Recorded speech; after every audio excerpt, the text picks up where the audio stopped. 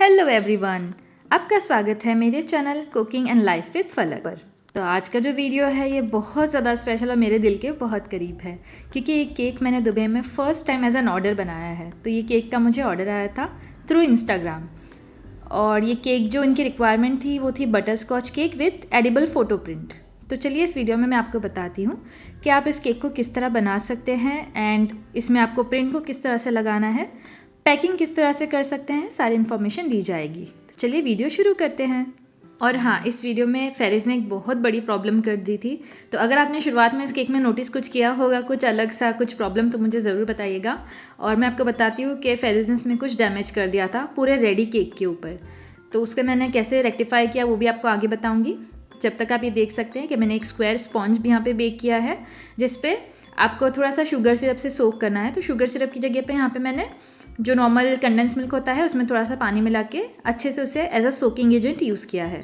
जिसके बाद में नॉर्मल व्हिप क्रीम में मैंने बटर स्कॉच एसेंस डाल के उसे अच्छे से स्प्रेड कर लिया है। फिर बटर स्कॉच टेस्ट आने के लिए उसमें बटर स्कॉच का जो सॉस आता है वो मैंने घर में बनाया था, वो ऐड करने के बाद में आलमंड प्रलाइन यहाँ पे यूज़ की है। मैंने यहाँ पे कोई भी चीज़ स्टोर बॉट नहीं यूज़ की है, सब कुछ मेरे घर में बनाया हुआ है फ्रॉम स्क्रैच। मार्केट में आपको बटर स्कॉच क्रंच के नाम पे एक इजीली क्रंची कोई चीज़ मिलती है, तो वो मैंने यहाँ पे यूज़ नहीं की है। यहाँ पे मैंने आलमंड का क्रंच बना के बटर स्कॉच सॉस में वो यूज़ किया है। और पता है कस्टमर को ये केक भी ना बहुत पसंद आया था, और उन्होंने यही बात को हाईलाइट भी किया था कि इसमें जो क्रंच आ रहा था ना वो बहुत टेस्टी था।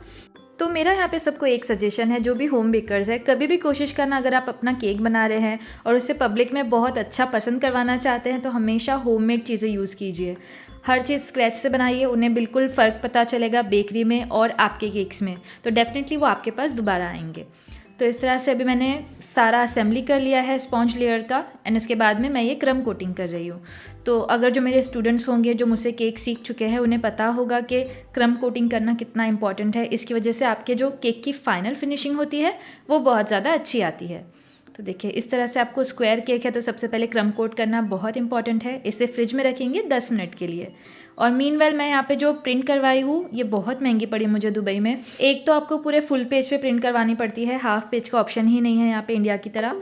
और दूसरा ये कि इसके जो चार्जेस था वो था 25 दिरहम्स, यानी कि इंडियन रुपीज़ में अराउंड 550 रुपये के करीब। तो बहुत ज़्यादा महंगी पड़ी। इसके हिसाब से आपको यहाँ पे केक के चार्जेस भी वैसे ही लेने पड़ते हैं, क्योंकि रॉ मटेरियल, रॉ चीज़ें बहुत महंगी है। तो प्रिंट जो है काफ़ी ज़्यादा बड़ी हो गई थी, जिससे मैंने कट करके केक के हिसाब से अपने एडजस्टमेंट से बना दिया है, एंड देन उसको मैं केक के ऊपर लगाने वाली हूँ। तो पहले यहाँ पे आपको अपनी फाइनल फ्रॉस्टिंग करनी है, उसके बाद में ही आप अपनी यहाँ पे प्रिंट रखेंगे। क्योंकि कैसे होता है कि अगर आपने पहले प्रिंट रख दी क्रम कोट पे ही, और फिर अगर आप साइड में फाइनल कोटिंग करेंगे तो हो सकता है कि क्रीम जो है उसके ऊपर स्पिल हो जाए। तो इस चीज़ का ध्यान रखना, आपका पूरा फाइनल फिनिशिंग के बाद में ही आप इसके ऊपर अपनी प्रिंट रखेंगे। और दूसरी चीज़, आप अगर फ़ोटो केक बना रहे हैं तो ये ध्यान रखना कि आपका एकदम बिल्कुल ठंडा केक करने के बाद में उसके ऊपर प्रिंट मत रखना, क्योंकि फिर आपका वाटर कंडेंसेशन होगा, पानी जो छोड़ेगा आपका केक वो आपके प्रिंट पे लग के प्रिंट आपकी गीली हो जाएगी।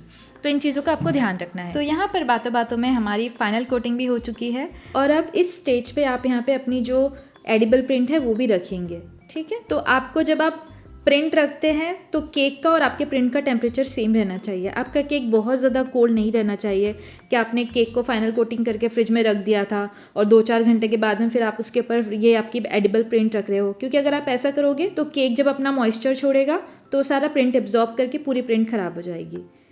और फाइनली यहाँ पे मैंने साइड में सिर्फ ब्लू के अलग अलग शेड में थोड़े से सिर्फ स्ट्रोक्स लगा दिए हैं नीचे साइड में, ताकि एक अच्छा सा इफेक्ट दिखे। और हमारे फेरिस मियाँ ने जहाँ पे अब मैंने हैप्पी बर्थडे का टॉपर लगाया है वहाँ पे हाथ लगा दिया था। एंड उसके अलावा एक जो ये ब्लैक वाला फ़ोटो है पर्सन का, वहाँ पे भी एक ऐसा डेंट दिख रहा होगा, वहाँ पे भी फेरिस ने हाथ लगा दिया था।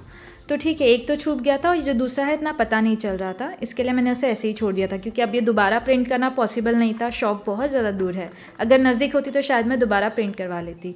एज़ ये केक बनाने के बाद में भी पिकअप के लिए बहुत ज़्यादा टाइम था, और इसे मैंने पिकअप के लिए रखा था, क्योंकि यहाँ पे डिलीवरी भी पॉसिबल नहीं है फ़िलहाल, एज़ मुझे इतना ज़्यादा यहाँ पे पता नहीं है, एंड बाइक से तो हम बिल्कुल कर नहीं सकते डिलीवरी। सो मैंने पिकअप के लिए ही रखा था, और इस तरह से इस केक को रेडी कर लिया है। ये बॉक्स, रिबन, नाइफ, लोगो सब कुछ मैंने इंडिया से ही करवा के लाई हूँ। तो इस वीडियो में मिली हुई नॉलेज आपके लिए कितनी यूज़फुल है मुझे कमेंट में ज़रूर बताएं। मेरे चैनल को लाइक और शेयर करें और सब्सक्राइब करें। बाय।